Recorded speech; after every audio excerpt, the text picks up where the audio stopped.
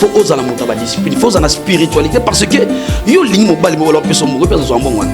Au moni mo na akufa déjà jour asalaka vidéo ou asalaka clip na inospi jour akufa dengwana. So otali carte ya vidéo wana, ya clip wana, au mona ba boakela ke mbongo. Chambre au bazaki on est sanctuaire pas chambre za sanctuaire. Yo ba juba koto na relation ba na mbetu. Ba zo mbongo ba boakela yo. Yo ka so eza cérémonie démoniaque. Problème est là qu'on a eu ça va jeune belé. Ce qui va linguer via réseaux sociaux. Il faut déjà que les réseaux sociaux, les réseaux toujours exploitent positivement à travers l'évangile, toujours à Batou, parce que tant Covid-19 est à et le réseau social est d'accord Batou, que sur l'église, il n'y avait pas de rassemblement. Batou est belé, Batou est battu dans les réseaux sociaux, et qu'on tombe là, et qu'on peut sayo, et qu'on peut misayo, et qu'on peut se faire. Vraiment. Donc, tant qu'on a gêne, on se compte dans les réseaux sociaux, il faut avoir un principe. Attention de ça la musala oyo toyamba banganga batakis muto apombo munga kis mais surtout l'alliance mais tokufa c'est l'alliance qui nous protège yo ke ka mo clip mo koti boy na kata clip na okele ba dédié ngo pas ange moko pas sirène de zomo sirène na yo ki zuwa mama ko ya abotoli am na yo mais yo tambola no pourquoi boma ba trace ba tikiono vivant pendant une année 2 mois 3 mois 4 mois après OK kutali kamo.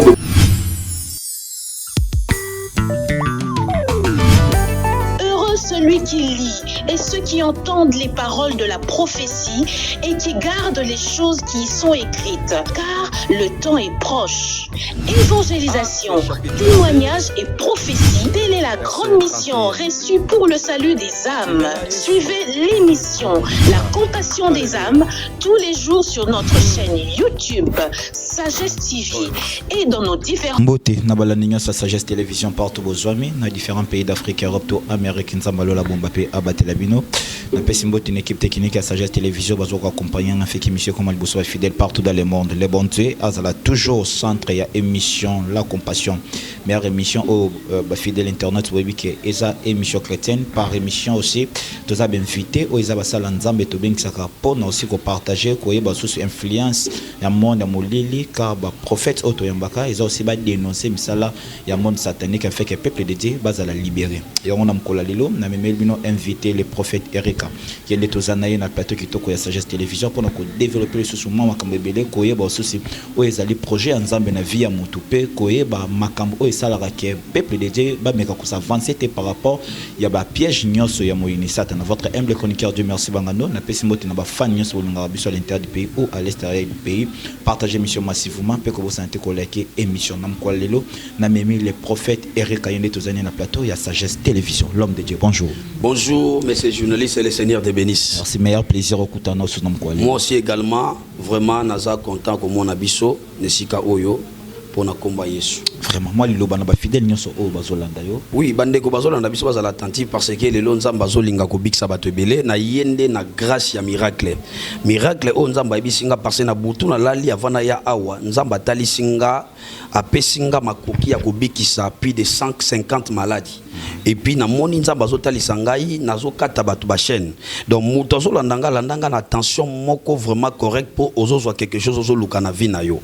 Alors c'est ça en fait c'est que je pourrais dire aux gens qui sont en train de me suivre parce que c'est une question il y a foi pesa question mutu azala concentré na onzamba zolo belesiko. Vraiment l'homme de Dieu au dédicace moment et bon tous on sous na Père céleste le Dieu des esprits Nzambe ya Abraham ya Jacob Isaac n'a confié une mission na boko na yo bat bazola na biso bazala ba problème ba trouver solution bazala auditeur oubliété esprit nyo so incrédulité il y a découragement et za la mosika ya somnolence et za la détruit na combat Jésus-Christ Nazareth na bondeli bongo amen. Wana ezali meilleure intervention ya l'homme de Dieu le prophète Eric Ayende tozanaye na ngina ratio lokomoko lande mission début jusqu'à la fin on reçoit par na yo na kati ya émission oyo l'homme de Dieu avant toute fois que toko talikambo evanti biso mais aussi maintenant moi actualité par rapport aussi ya ndeko moko oyo ayebani aussi na komo ya Wilfred TikTokers moko otomona ki clip na yota ko sala kalate na ndeko Innocent donc Innocent Balumbe mais na minute o ndeko Wilfred azate na biso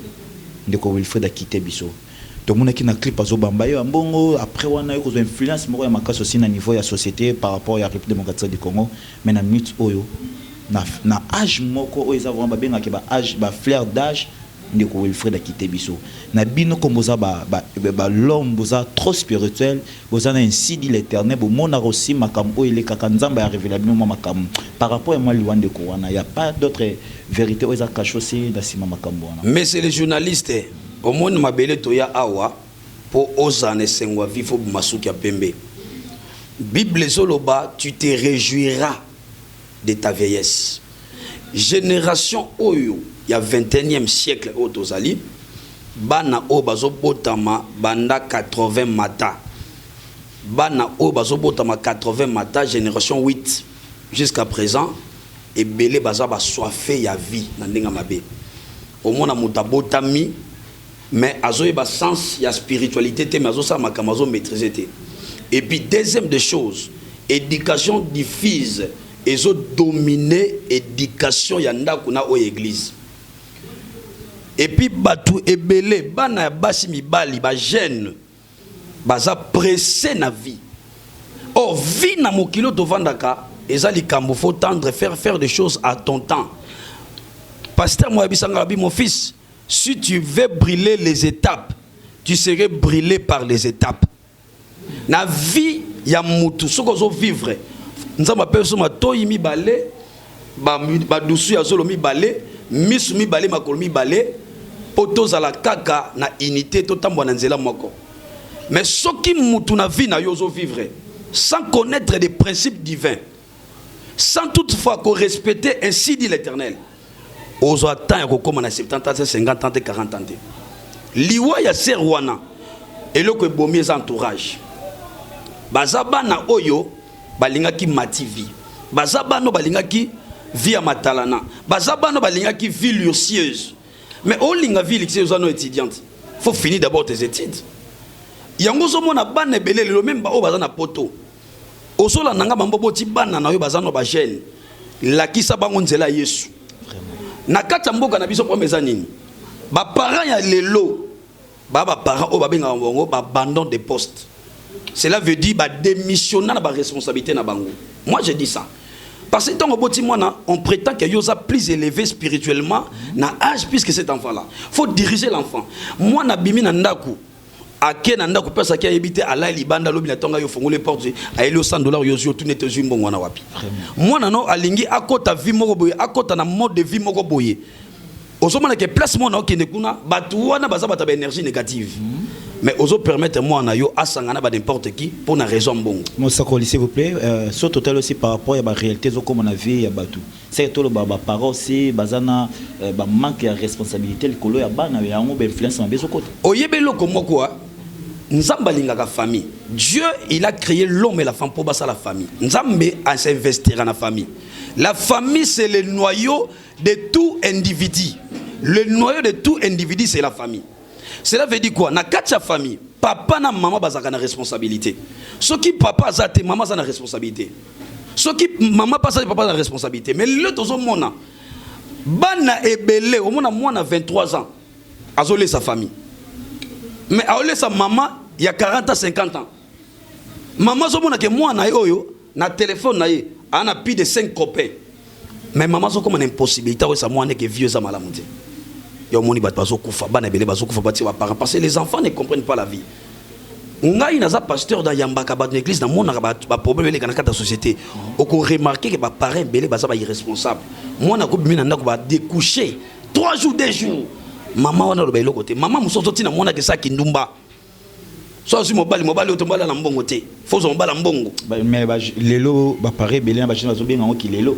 Eza kilelo eza pona batu o ba yebi nzambe te. Papa yango na batu bazokufa te. Tala ba réseau mona batu bakufa ba chaîne. Batu bakufa 40 ans te. Papa, pour ceux qui a peu mona mutu o na mokilo to za na 21e siècle o to za o. Faut oser la monta ba discipline, faut oser la spiritualité parce que yo lingi mobali mo la personne mo personne so mbongo wana. Vraiment. Le batu bazo mona porter monnaie magique. Mouda la porte-monnaie magique, Abimsambo, la porte-monnaie magique, c'est un bon aussi, ça, on a journée, moko. Yo qui a pêché, maintenant, il a vendu, au moment où on a Akoufa, des jours à Salaka vidéo ou à Salaka clip, na inosbi, jour à Koufa de Angwana. So, tali carte, il y a vidéo, il y a clip, au moment où on a bois qu'il a mbongo. Mbongo, on a bois qu'il a somba qui est dans le monde spirituel. Au moment où on a monde, tout geste compte. Dans le monde où on vend tout geste compte. kokasate na monde spirituel so moni mutu azue lamba longola boki na mbetu kokasata boko papa boki on ça sur le plan spirituel ça c'est significatif chambre o bazaki on est sanctuaire pas chambre za sanctuel yo bazui ba koto na chambre la so na mbetu bazui mbongo ba boki la yo kaso ça cérémonie démoniaque. Cet enfant a été déjà vendu. À ça la clip anti le lot d'Azaki Mutateka. Il y a des gens qui candidat à Koufa. Des gens qui ex mort. Mutatota moi Koufa kala. Dans on a battu belé. Ba sorcier de bakangaye, ba kat ba chessing na kingo, ba exécuter na bango ya tambola na aluka occasion ni ko sama pas Koufa. Ngana mona mutu pousse tout ya Koufi. Pour na koloba que soko sova na monde où il faut checker la spiritualité na yo. Vraiment. Oui ba que état spirituel na ngeza nini. Est-ce que je suis dans les pertes de la vie spirituelle ou je suis forte dans la vie spirituelle? Prophète Erika, par rapport aussi à la présence Nayo en tant que l'homme de Dieu, en tant que Mobat et Lipate, ou le peuple congolais aussi, le Lobani par rapport aussi à la jeune, surtout à niveau et à réseau. Le problème est que nous avons des belés. Ce qui va linguer via les réseaux sociaux. Il faut déjà que les réseaux sociaux, les réseaux sociaux exploitent positivement à travers l'évangile, parce que tant Covid-19 est et le réseau social est d'accord pendant que sur l'église il n'y avait pas de rassemblement. Okay. Mais les jeunes d'aujourd'hui ne cherchent pas à exploiter les réseaux sociaux dans les sens positifs. Mais parce qu'on exploite dans le sens négatif et se laisser faire et puis se laisser conduire dans les réseaux sociaux. Ils vont commettre des erreurs. Tout le monde a frère moko azaki awa asali ki PD asali ba des ordres pasteur moko soi-disant a ki apc cher ateya. Donc pour nous ba ke bato ebele bazoye bate na réseaux sociaux eko tombola yo eko kwisa yo eko bomisa yo eko peso pe vie. Vraiment. Donc tant oza jeune ozo kota na réseaux sociaux faut ça ba principe. So ça ba principe surtout bana basi parce que moi si aza être o ya cause à exposer n'importe comment té. Vraiment. Donc et ba jeune ba yo maman oza na moi si et en poto et en Afrique luka ola saba na nzela nzambe. Ata akoluka à sa activité dans les réseaux sociaux, mais à ça d'une manière modérée et puis avoir les principes. Il ne faut pas qu'on coûte n'importe qui a besoin de téléphone. Il y a qu'à tout ça nos vidéos, il y a qu'à tout coûter nayo. Et ça marche te oyo bato comme ko sala lelo. Et comme le rencontre moko boye oyo bato comme ko luka ba exploitango négativement. Il y a au monde bato bazo kufa. Mutu ako kabelo mbongo mais mbongo neza mo akisi. Attention de sala musala oyo. Mais surtout l'alliance, c'est l'alliance qui nous protège. Tant que nous réseaux ça nos vidéos, nous sommes en train de yo keka mo clip mo koti bo na kata clip na okende ba dédié ngo pas ange mo pas sirène de zomo sirène yo ki zuwa mamo ka ya abotoli am na yo mais yo tambola no pourquoi boma ba trace ba tikyo no vivant pendant une année 2 mois 3 mois 4 mois après OK kutalika mo bebuna o akoya ka kufa sala accident. On a limité qu'il y a une année où tu es coquille. Non, son frère, il a été déjà vendu. Il y a des gens qui sont déjà vendus. Même Sakoli, il y a des Congolais de naissance, de père et de mère, en tant que aussi l'homme de Dieu Onzambe a établi un Mboka RDC avec Mato Onzamba Pesayo. Tout le béla aussi non Makambo et se passera trop au niveau république démocratique du Congo. Pourquoi en RDC il y a tant de tribus et dans chaque tribu il y a république démocratique du Congo et ça la partie il y a peuple congolais. Et ça aussi n'a pas influence moko na niveau négatif na vie ya bana Nzambe to ndenge. Ndeko to ça direct na zo sabato belé numéro parce que prophète Zolé Koba d'écran to ça direct et le comment que ça plus important faut battre bailler c'est quoi? Na Congo to ça na 450 tribus. 450 tribus et groupement ethnique. Vraiment. Et ça les chiffres moko hasardé. Mais cela représente la dimension de la spiritualité qui est dans notre pays. Partout en Afrique, partout en Europe, les États-Unis, batu nyoso bazaka origine. Vraiment. Si ko yo na kati ya mboka na biso, na kati ya makambo etali tout simplement des tribus otozo koza na kati ya Congo, chaque tribu eza na origine nango. Na tribu ya Congo 450 tribus otoza nango ezali généalogie spirituelle. Na kati ya généalogie spirituelle tozo mona un lien ozo réunir ba être vivant na ba ancêtre na bango na nature. Généalogie. Oui, c'est ça. Yango okomona mutu aza chrétien.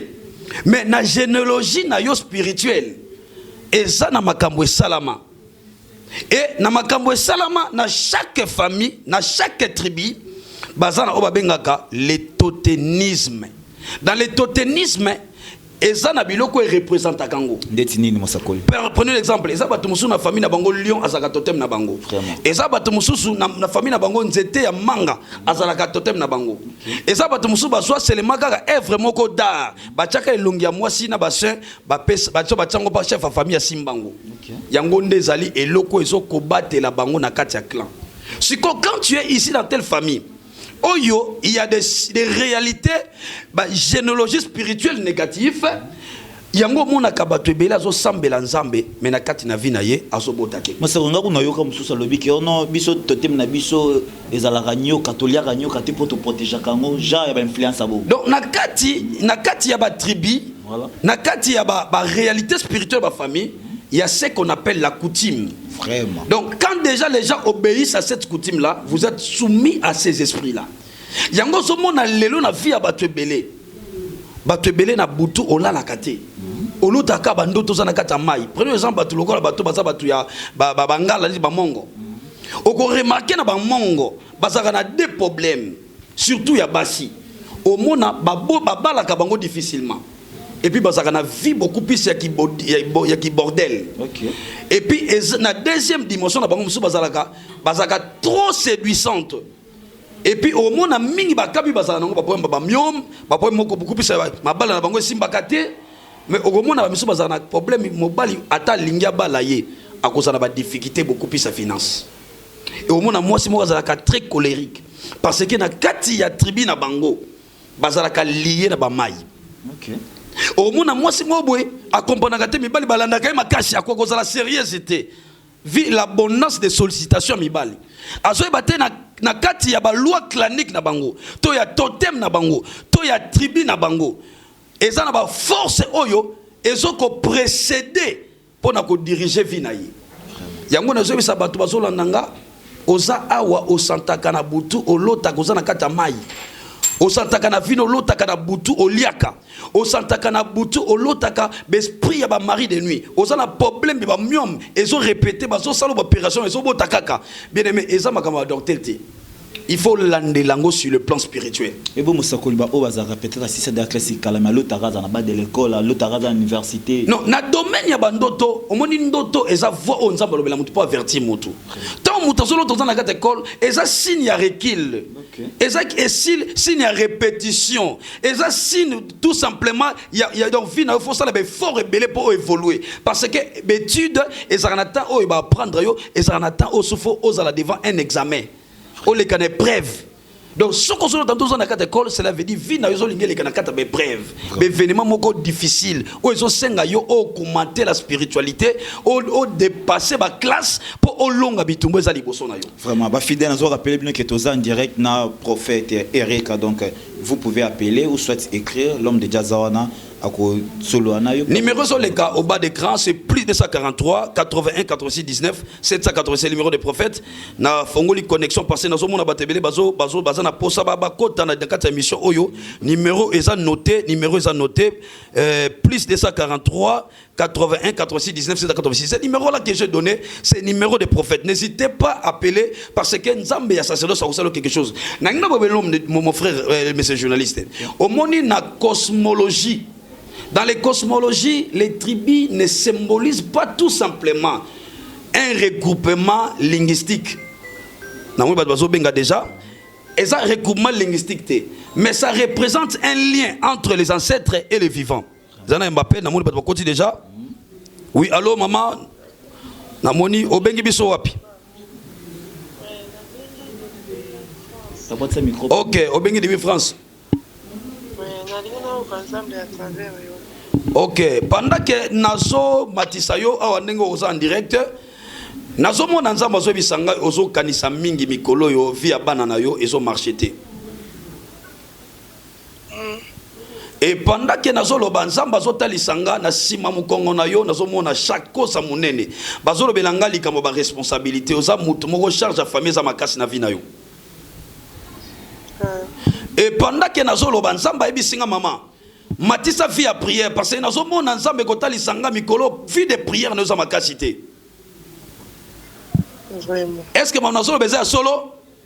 Oui papa, nazo maman solo. Nazo ka bien teza solo? Oui, papa, eza solo. Maman, pendant que nazolo ba awa, nazoka kombo ya héritier azanani. Ok, namoni bato baso benga belé benganga après na numéro kaka oyo bengi. Merci beaucoup na pambola yo. Et donc cela veut dire quoi? Na cosmologie, la cosmologie spirituelle, dans la généalogie spirituelle. Cela veut dire quoi? Tribu ou groupement ethnique est un simple rassemblement d'unité linguistique. Mais ça représente tout simplement lien moko spirituel. Il y a ba ancêtre ba vivant qui avant vino. Na monde ya ba vivant na nature. Cela veut dire aux hommes na bato ebele na kati ba famille baso vivre na ba famille ebele bato baso sa la continuité ya bondoki ya bonganga ya ngomoni bato ebele ba famille makambo zo simbate. Eza na ndeko mona sambela ki na pona ye ndeko na ngai. Ndeko wana tango bani ba procédure en mariage na ye.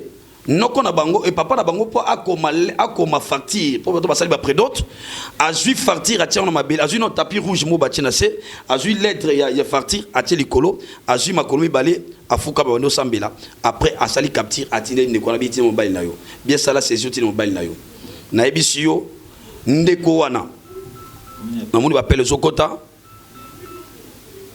Oui, allô. Allô. Oui, obengi biso wa papa. Bonjour, Moutakouli. Bonjour, Obengi Bissoapi.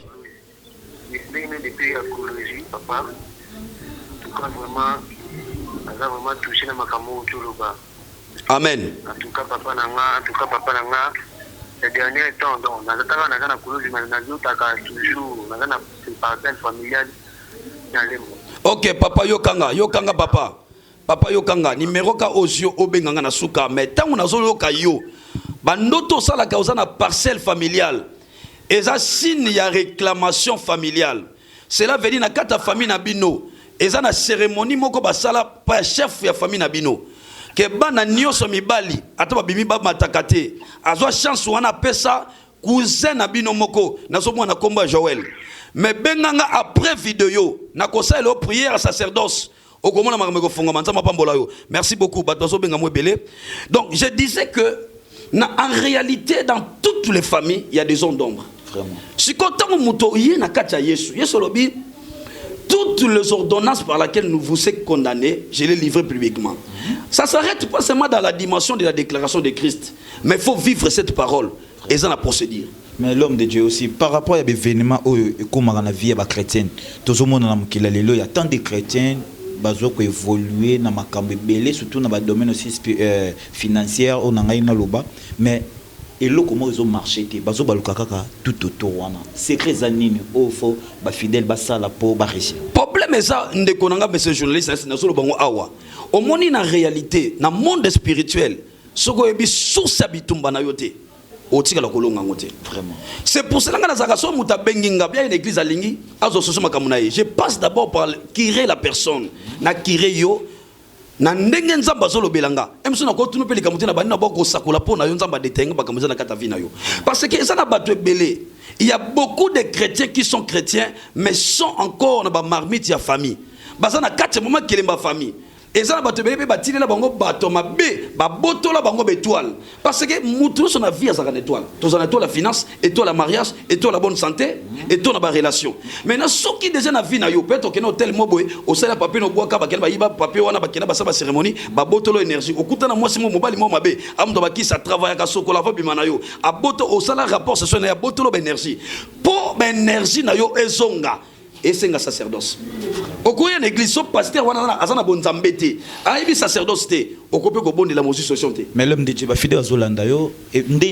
Comment va koye baké, mais toi na bango za vendu soit perdu déjà par rapport aussi à beta. Pour mutu oye baka étoile na yo eza vendu tu eza perdu. Au cours bango pas résister sur ça na vie. Vraiment. Ceux qui osent en faire yambongo. Est-ce que mbongo zwaka? O investi saka, o réussi saka. OK. Oza moi si, ozaki projet mobile na mobile bala yo. Mariage na bino est-ce que deti na suka vraiment et ça na bato mususu oui allô maman oui allô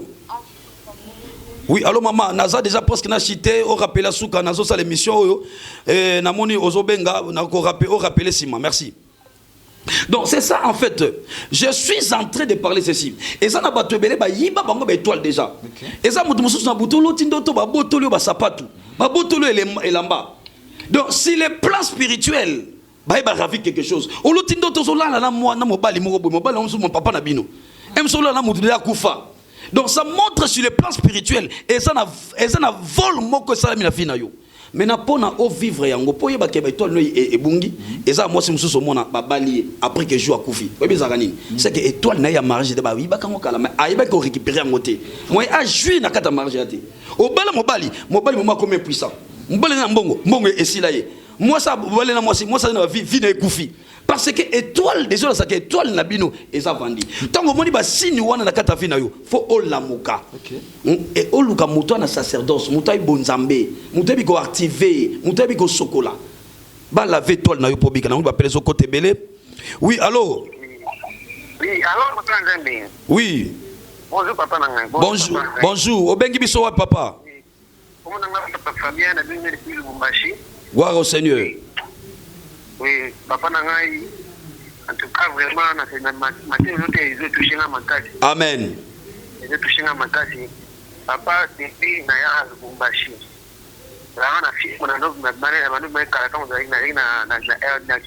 Oui, oui. Papa, dis les noms ceux qui là, lali,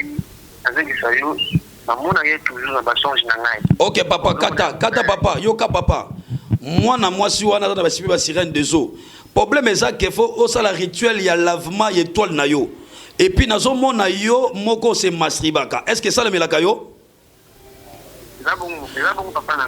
ok nzamba pa molo papa benganga après vidéo parce que dans moni ba pele belezo kota benganga après vidéo komeli ngai na banene ya kosunga yo na nzela prière sacerdoce nzamba pa mbola yo merci beaucoup il y a beaucoup de gens qui vivent des réalités parce que ba doye bakate étoile la montevant na sexe étoile la montevant na mutu étoile montevant na maboko bato muso kabela mbongo na balabala même sans aki envoyer ténèbres abotolo mbongo na yo pasteur muso telo mbongo na motuno même sans aki ndoki abotolo étoile na yo et ça na bato belé bazo vivre ba combat ba benga na benga ngo embouteillage spirituel balobi quand le fondement est négatif que ferait-il le juste bato belé ba fondement famille na bango za molili parce que dans nos familles nous avons la généalogie spirituelle est-ce que papa bota papa na bino état spirituel ezakini vraiment. Et c'est important que bango. Okoyamba Yesu, oui c'est bon, mais il faut oyeba qu'est-ce qui a été fait dans votre fondement de la famille. Tala, ezala bitumba o ezala ka résistant ko legate bitumba makila.